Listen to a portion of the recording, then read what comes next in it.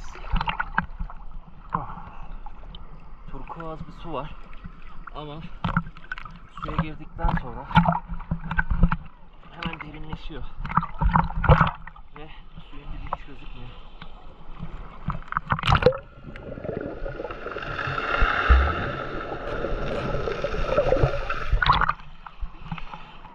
Ve tuz seviyesi çok yüksek.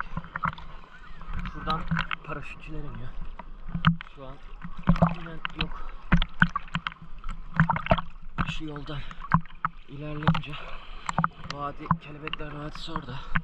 Ama yalnızca teknelerle gidiliyormuş.